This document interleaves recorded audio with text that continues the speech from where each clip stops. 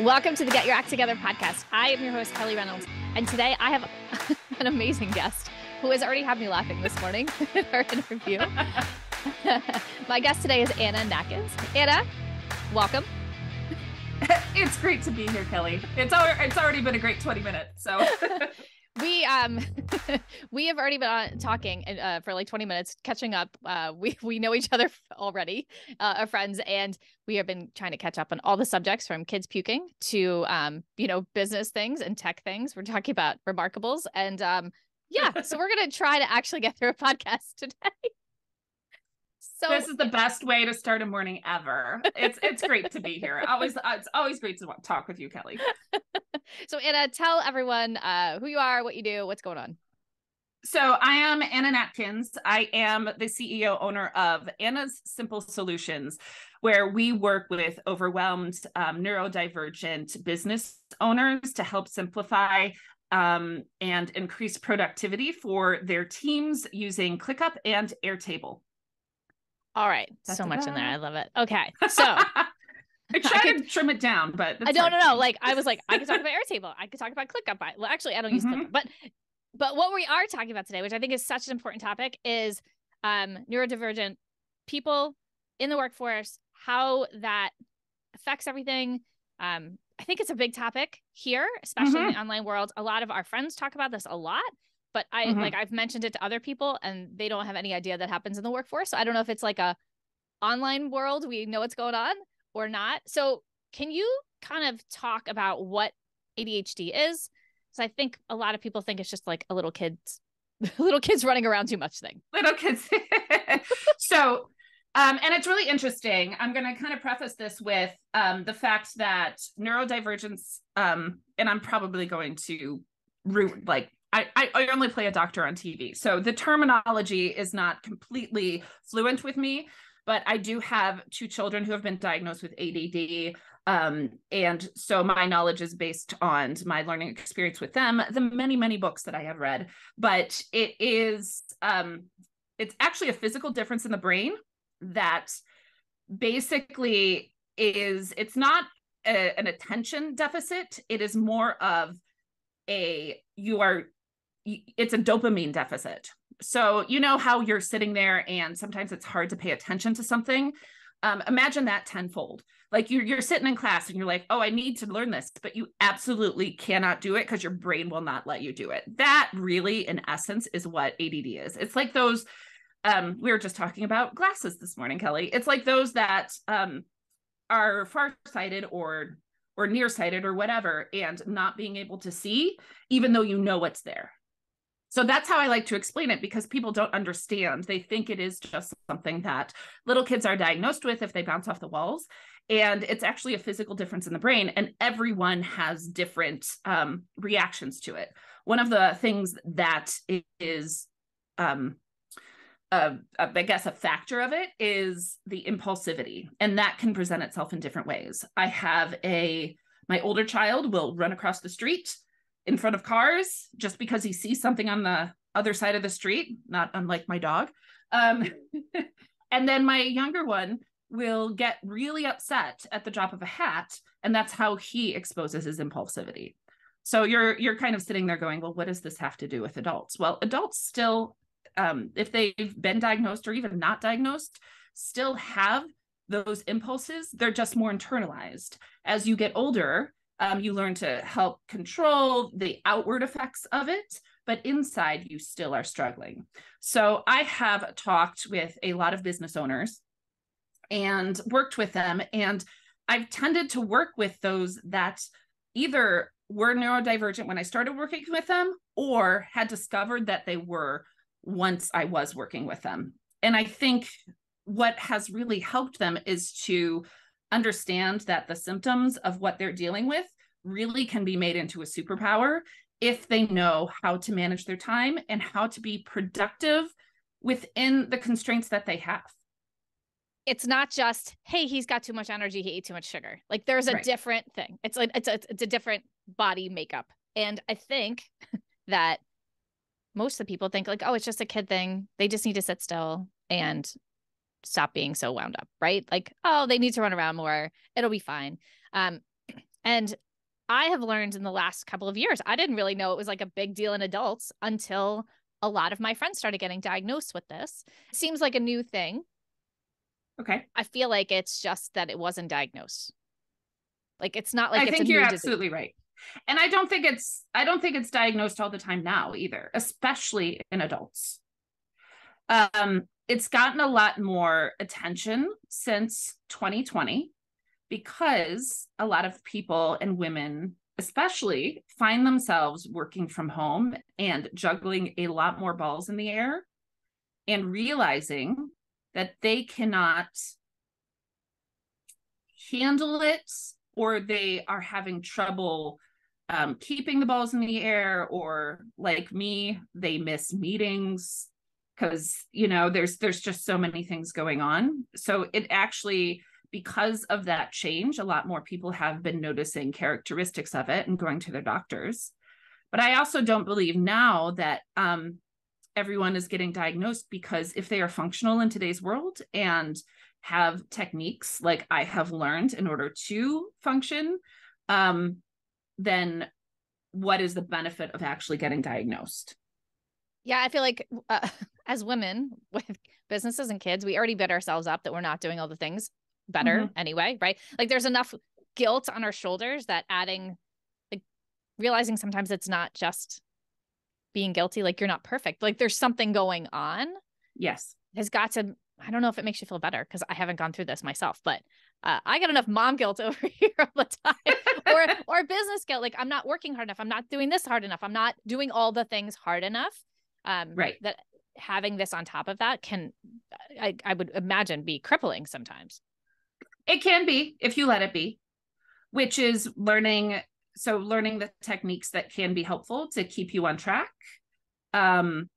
We were just talking earlier about Amazon Echo, and I know not everyone likes those kind of devices in your home, but I rely on them pretty heavily to keep my schedule and my kids' schedule present mind. One of the characteristics of ADD and neurodivergence is time blindness, and if it's not in front of you, you don't know. It's like it doesn't exist. Which is why a lot of project management tools don't work for some of my clients, because if it's not right in front of them, same thing with me, if it's not right in front of me, I don't know what's there. And then it makes it that much harder to prioritize what's important, what you need to set your time aside for. But going back to the Amazon Echo, I set it to remind me 10 minutes audibly before every meeting. So if you hear it in the background, I will pause so we can edit it out. But that things like that make the biggest difference. Because also another characteristic of neurodivergency is the ability to hyperfocus on things. So if you find something interesting, if you're a business owner and you love writing content or graphic design or those types of things, that's what you should be spending your time on. So finding ways to manage those other pieces that your brain does not naturally gravitate towards is really the key to being productive and really enjoying what you do. I think so I I'm a lot, okay? And that's my husband. But and that's why I love you. But there was a couple times where a coach, Melissa Frolick, she was my business coach for a while, and I would tell her about how I was reacting to something, and she would be like, "You realize the rest of the world isn't like that, right?" And I'm like, "What? What do you mean? What do you mean that like people aren't? They don't worry about things 6 months in advance? Like I'm a professional worrier. Like, I can think about things.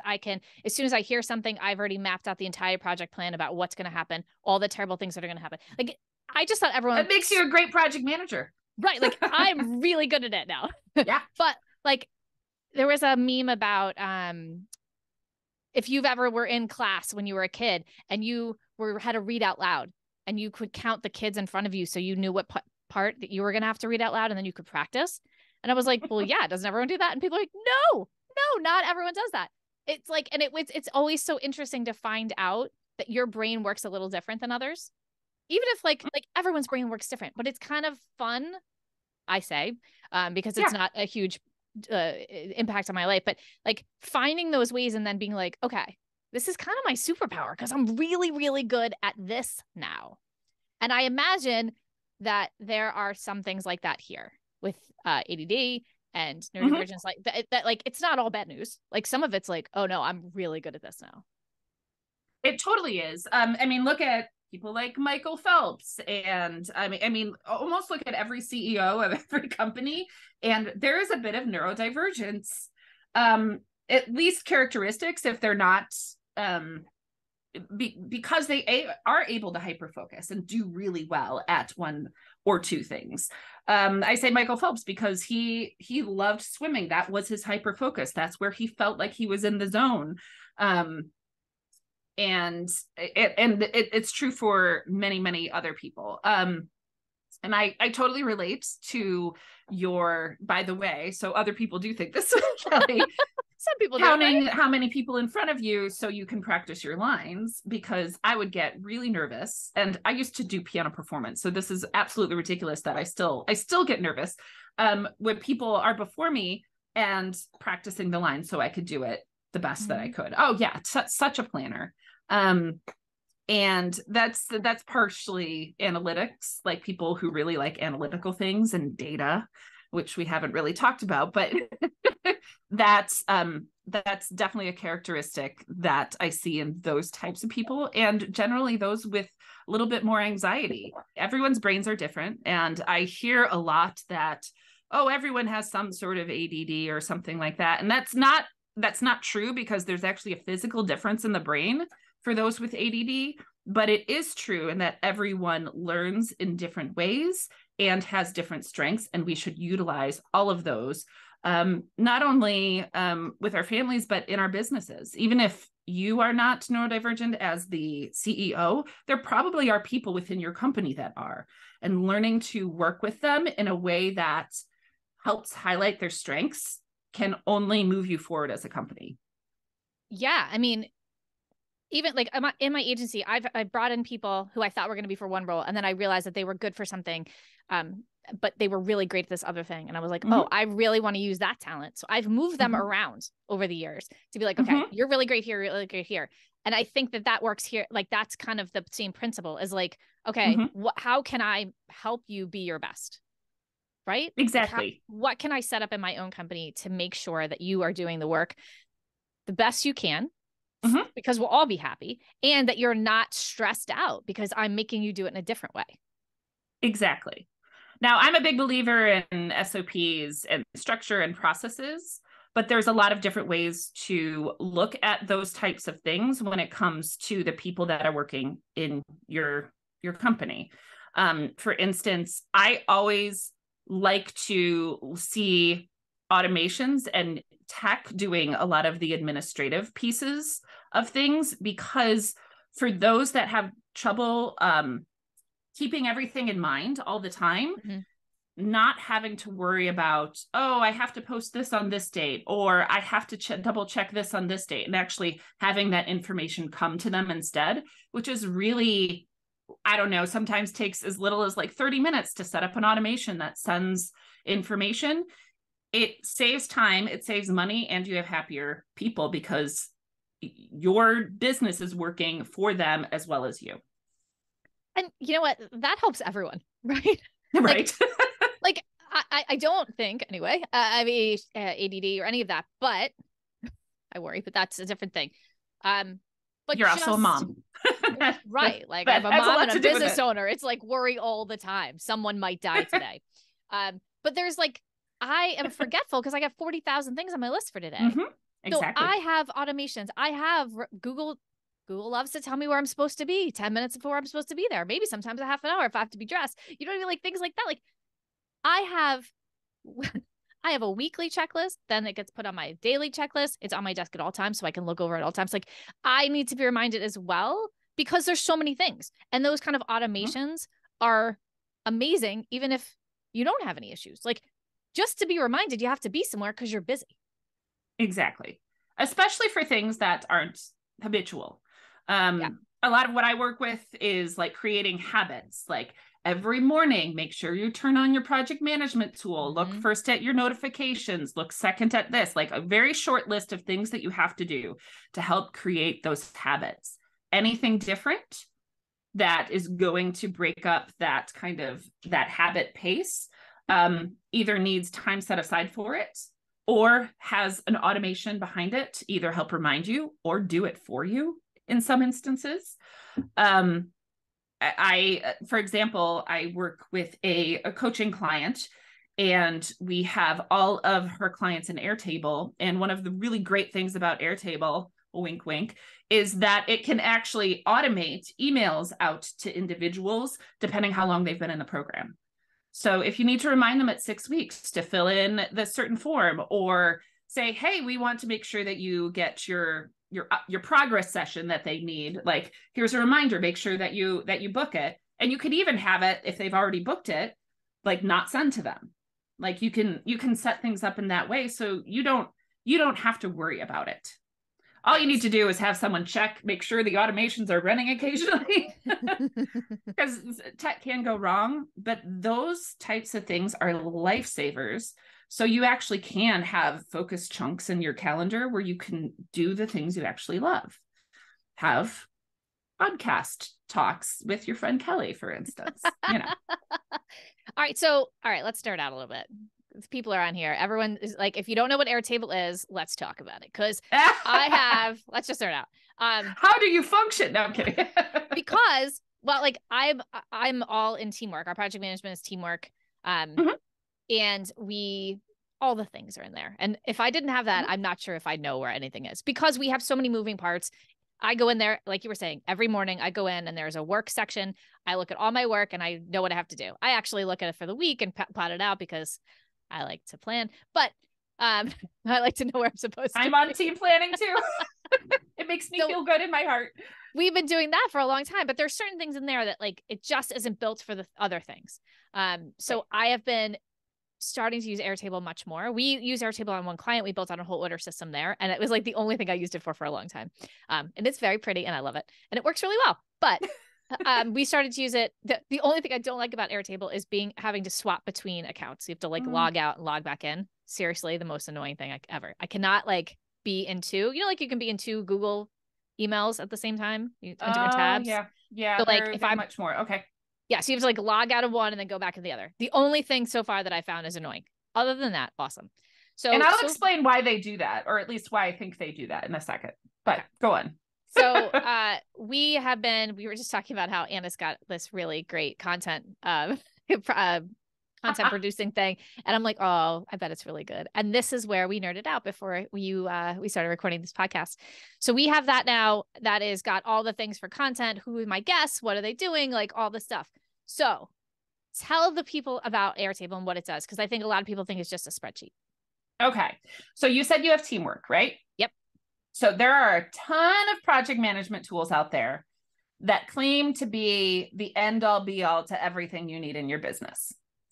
And even though I am a particular fan of one of them, Clickup, I do not believe that everything should belong in your project management tool. I know, shocker. What? You have to change tools? What? I hate that. Okay, hold on for a second. So project management tools should be for who does the job and how the job is done, right? It's the steps. This is what they're doing. This is how the job's done. This is how long it's taking them.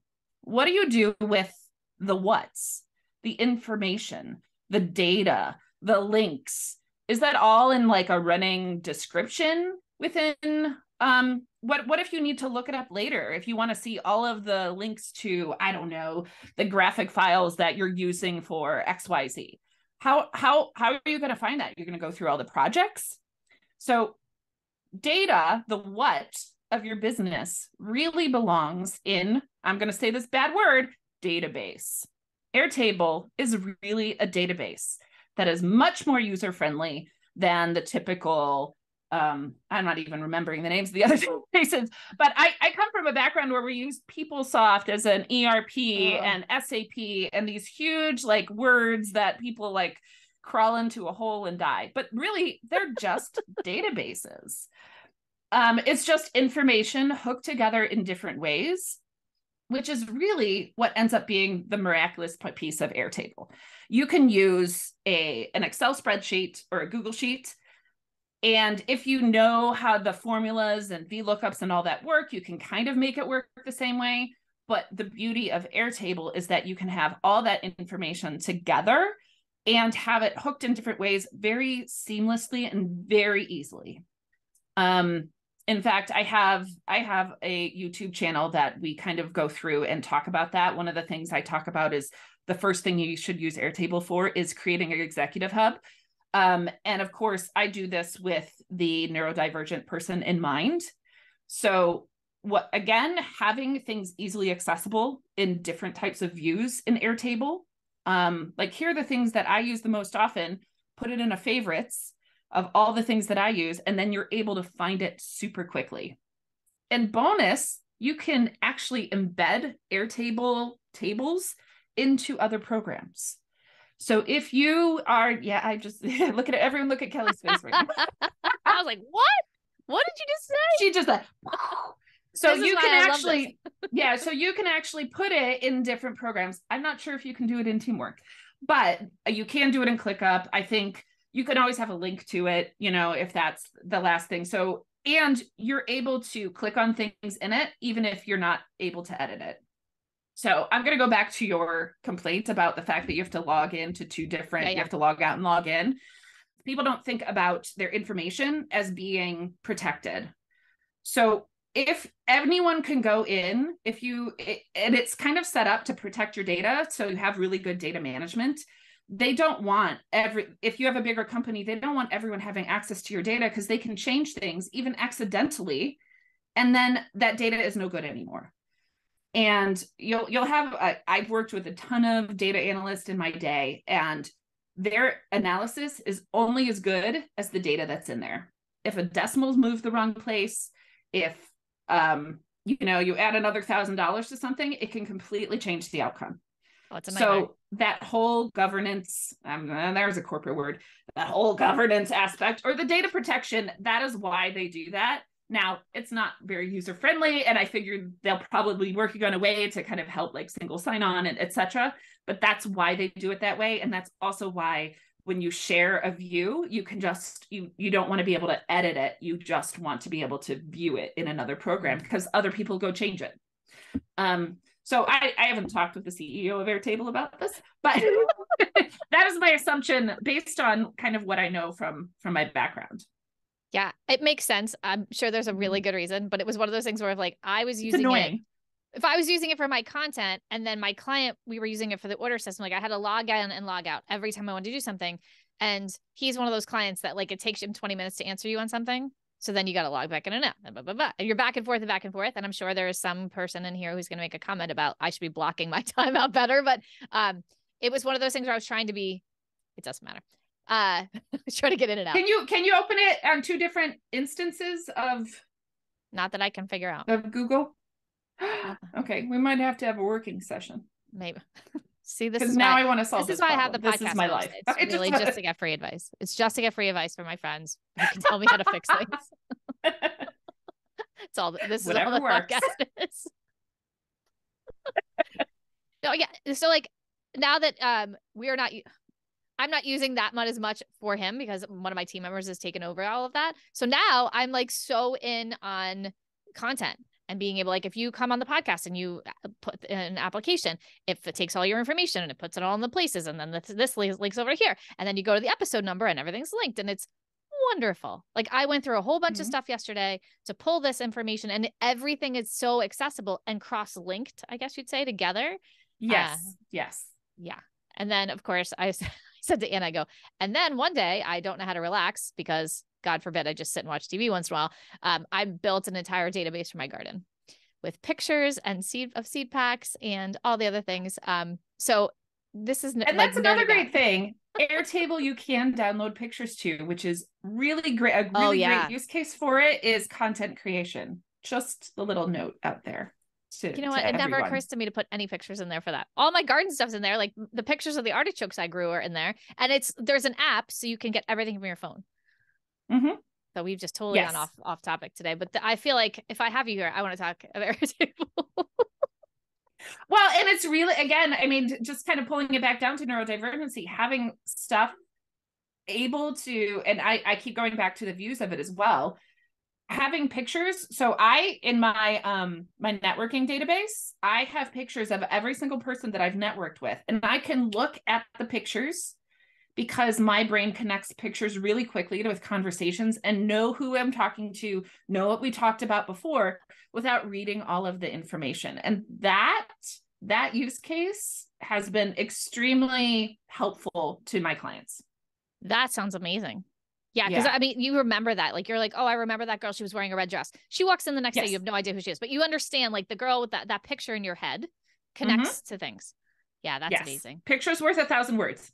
And Airtable helps you with that. So that's amazing. I love that you said. Like, I feel like a lot of times we get to software and we're like, this seems cool, but I don't understand the applications here. So like, you just talking through this, I'm already going, oh, I see so much potential here.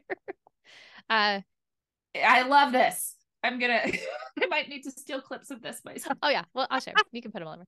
Well, I'll talk up Airtable for you. We'll talk later. Well, and I love the idea of like how your brain works. Like, I have always known, well, maybe not when I was totally younger, but as I got older, I like information goes in because I write it down. Yeah. As I talk with my hands, you'll see I have my remarkable pen in there because I'm constantly writing. And as soon as I write it down, I very rarely will look at my notes again. This was even in college. I would sit in class. I go to class every time. I take all the notes. I wasn't so great about doing the homework, but I always knew what was going on because the brain, it entered that way. It helps solidify. Yeah. If I sit here and type it, none at all. I have to write it, which is why the Remarkable is great, because I can really write it and then just erase it because I don't really ever need to look at it again. But that's, I find it so fascinating how the brain works differently in each individual person. Like, everyone in my house is a little different. And as my son has gotten older, I've been very interested to see how his brain works. Like, he can do math in his head. And I know, isn't that crazy? We like sit there. Mine can too. Mine's really, really, my 6-year-old can do multiplication better than I can in my head. Oh yeah, I've given up. Well, when I was on Wall Street, I used to be able to do I was really great at math. And then at Wall Street, I was so scared to put in like, $100,000 orders and mess it up, the math. So I just everything went to a calculator. And that's when I stopped doing math in my head. And now I'm like, it's practice. Yeah. Yeah. I'm so out of practice of doing it. And I'm giving him math problems and he's like doing them in his head. And I'm like, I have to check it on my phone. Like, I don't know. The numbers are too big now. Now I don't know what the hell's going on anymore. But I feel like it's just fascinating to me, like how that brain works. And then being able to like, not say there's something wrong with you, but just say, this is how I work. And these are the things that I need to be successful. Like, I know I need to write things down and that I'm going to be great. And being self-aware, it's hard to do. You have to admit that sometimes that you're not, I'm a middle child and I've always wanted to be like my older sister. Because a lot of middle children like see their older siblings doing like cool stuff. And we've always, well, I shouldn't say we always got along, but we got along a lot. But I've had to realize that I'm different and my skill sets, and I really try to impress this upon my kids too. Like, you have certain skill sets that are unique to you, and those are awesome. And then he's got skill sets that are unique to him that are not yours, but those are also awesome. It's just it's looking at people like humans, honestly. Right. Like, there's nothing wrong with you. This is just how you do things. Yes, exactly. And I think that as like agency owners or business owners, like saying the same thing, like, okay, person, there's nothing wrong with you. This is just how you process information. This is how you work. And then being able to put those people in places that show their best side. Exactly. Right? Yeah, exactly. And knowing, I mean, neurodivergence is a thing that is becoming more prevalent, or at least more noticed in businesses. And having that as something you can utilize, almost like a personality, like those personality, the Enneagrams and those types of things, as a way to understand how they work best. Most neurodivergent people do best when they have chunks of time where they can hyper focus on something. They also tend to do well if they use Pomodoro techniques, which is working on maybe not as happy tasks for like 20-minute chunks and then a 5-minute break to be able to get through things and do that. And understanding those techniques for yourself. If you think that, or you're at least having symptoms of ADD, sometimes just being overwhelmed and overtired can lead to the same sorts of symptoms. And understanding that about the people that you work with as well can go a long way to making sure that people are in the right place and doing what they need to do. So I love this. I love it. Yay. Well, Anna, it was fantastic to hang out with you today. I have had so much fun. We will be scheduling another just coffee chat, maybe a Friday afternoon or something. We're gonna do it on Anna's YouTube channel. Anyway, and it's just... Oh yes. That is a whole other thing. That's I'm getting started. But I think I'm going to be doing it in interview style because this is so much more fun. It's so much more fun to have like a person to talk back and forth with. Yeah. I love it. All right. So tell the people where they can find you and your oh my Lord, and your Airtable-ness. My Airtable skill sets. So I'm most active. So I have a YouTube channel. If you just look up Anna Simple Solutions on YouTube, you can find me. If you look up AnnaSimpleSolutions.com, and it's AnnaSimpleSolutions. So it's not Anna's, whatever. You get it. And then I am also most active on LinkedIn nowadays. I am on Instagram and YouTube, but if you look up Anna Natkins on LinkedIn, you'll find me. If you look up Kelly on LinkedIn, you'll find me connected to her. So that's a way to find me as well. And I will put all of this in the show notes. So in case you're driving, you haven't had to write down all the things we just spelled out. You'll be able to find everything. Anna, thank you so much for being here today. Oh, thank you. Anytime. And I will talk to everyone next week. Thank you so much for joining me this week. If you have an agency or want to create one, come join my Facebook community, Get Your Agency Together, where we talk all the things growing and scaling your agency. For show notes and more info on all the things, head over to ReynoldsOBM.com. Follow me on Instagram and Facebook at ReynoldsOBM. And finally, if you enjoy this podcast, I would love for you to give us a review on iTunes.